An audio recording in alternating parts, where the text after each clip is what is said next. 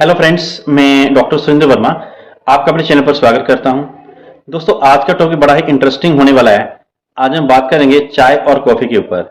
जी हाँ दोस्तों, अगर हमें चूज़ करना पड़े कि हम चाय पिएं या कॉफ़ी, तो दोनों में से किसको प्रेफर करना चाहिए और क्यों करना चाहिए, क्योंकि दोनों के अपने अपने फ़ायदे हैं और अपने अपने नुकसान हैं। और इनके कौन से फ़ायदे कौन से नुकसान हैं, ये जानने के लिए वीडियो को लास्ट तक देखें, क्योंकि आज का टॉपिक बहुत इंटरेस्टिंग है। तो बिना देरी किए चलिए शुरू करते हैं आज का वीडियो।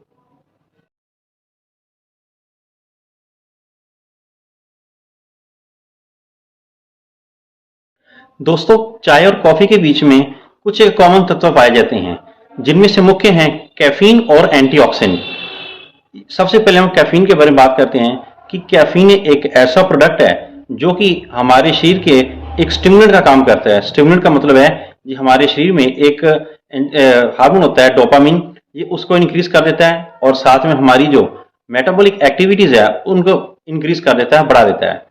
अब जब हमारे शरीर की मेटाबॉलिक एक्टिविटीज बढ़ जाएंगी तो उससे हमारे कार्य करने की क्षमता भी बढ़ जाएगी, क्योंकि कैफीन जो है स्टिमुलेट होने के कारण हमारी एक्टिविटी को यानी हमें जागरूक रखता है, हमारी एक्टिविटी को तेज कर देता है, हमारी एफिशिएंसी को बढ़ा देता है। इसलिए आपने देखा होगा कि जब कभी हम काम में सुस्ती महसूस करते हैं, थका थका सा महसूस करते हैं, तो हम आमतौर पर कहते हैं चलो चाय का कप पी लेते हैं, क्योंकि चाय पीने से हमें स्फूर्ति आ जाती है। उसके कारण ये है कि चाय के अंदर जो चाय और कॉफी दोनों के बीच में एक कॉमन तत्व होता है जिसका नाम है कैफीन।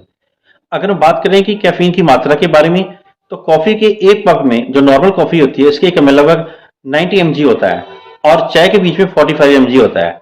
इसलिए इसको अगर हम रेगुलर तौर पर यूज करते हैं तो इससे हमारी एफिशिएंसी बढ़ती है, लेकिन अगर हम इसको लंबे समय तक लगातार और दिन में 4 से 5 बार पीते हैं तो इससे हमें नुकसान होता है कि इसकी हमें लत लग जाती है।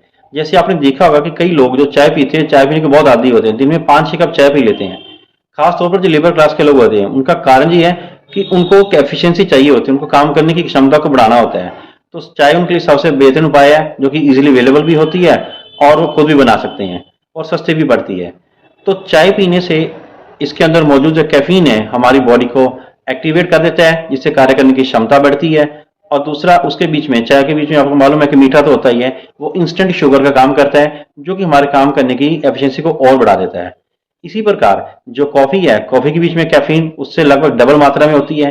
इसलिए अगर एक कप कॉफी का पी लें तो इसका मतलब है कि आपने 2 कप या 2.5 कप चाय के बराबर कैफीन का सेवन कर लिया है। लेकिन मैं आपको बार बार बता रहा हूं कि जितना आप इनकी लत को लगाते जाएंगे, आप इनके डिपेंडेंट होते जाएंगे, जितना आप इनको पिएंगे उतना आप इनको आदी होते जाएंगे।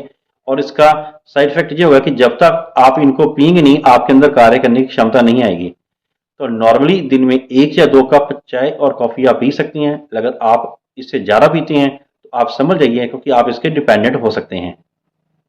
कैफीन का एक और प्रॉपर्टी है कि ये नींद को आने नहीं देती, यानी इंसान की नींद को उड़ा देती है। इसलिए आपने कभी नोट किया कि अगर आप रात को चाय पीकर सोने से पहले चाय पीते हैं तो आपको नींद जल्दी नहीं आएगी, क्योंकि चाय के अंदर मौजूद कैफीन है वो हमें नींद आने नहीं देता। इसलिए रात को सोने से पहले आपको सिर्फ दूध ही पीना है। चाय या कॉफी रात को सोते हुए नहीं पीनी चाहिए, क्योंकि इसके अंदर मौजूद जो कैफीन है वो हमारी नींद को उड़ा देगी और हमें रात को जारी देर तक जगा के रखेगी। दूसरा एक और है कि कैफीन का अगर हम इस्तेमाल ज़्यादा करते हैं तो इससे हमें यूरिन बहुत आता है, पेशाब बहुत आता है। इसलिए जितना ज़्यादा अगर आप चाय या कॉफ़ी का सेवन करेंगे उतना आपको यूरिन आएगा। आपने देखा भी होगा कि जो लोग ज़्यादा चाय कॉफ़ी पीते हैं उनको यूरिन की मात्रा ज़्यादा आती है। अगर आप रात में सेवन करेंगे तो आपको सारी रात भागना पड़ेगा। एक तो उससे पहले नींद नहीं आएगी, अगर थोड़ी बहुत नींद आ भी आएगी तो यूरिन करना आपको उठना पड़ेगा, जिससे आपकी नींद बहुत डिस्टर्ब होगी। तो इसलिए आपको चाहिए कि लिमिटेड मात्रा में आप इन दोनों का सेवन करें। और दूसरा एक और है, चाय का एक और साइड इफेक्ट है कि चाय पीने से एसिडिटी और गैस बहुत बनती है। और जिन लोगों को खट्टे डकार या अपचन की शिकायत पहले रहती है उनको चाहिए कि चाय का सेवन ना ही करें, या दिन में 1 से 2 बार करें, वो भी कम क्वांटिटी में। तो इस तरह आप इनके साइड इफेक्ट को दूर कर सकते हैं। अब बात करते हैं कॉफी की, कि जिन लोगों का ब्लड प्रेशर हाई रहता है, बढ़ता है, उनको कॉफी का सेवन कम करना चाहिए। क्योंकि जैसे कि मैंने आपको पहले बताया कि कॉफी जो है इसके अंदर कैफीन की मात्रा लगभग डबल होती है।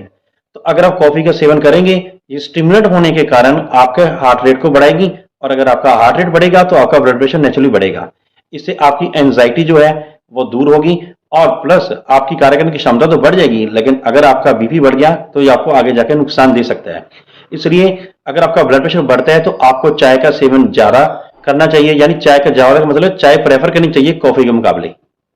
अब इनके दूसरे प्रमुख तत्व यानी कि एंटीऑक्सीडेंट की बात करते हैं, चाय के बीच में दो एंटीऑक्सीडेंट जो बहुत प्रमुख मात्रा में पाए जाते हैं, एक है एल-थायनिन और दूसरा है कैटाचिन। ये दोनों एंटीऑक्सीडेंट जो है हमारे शरीर के अंदर जो फ्री रेडिकल्स होते हैं उनको कम करते हैं।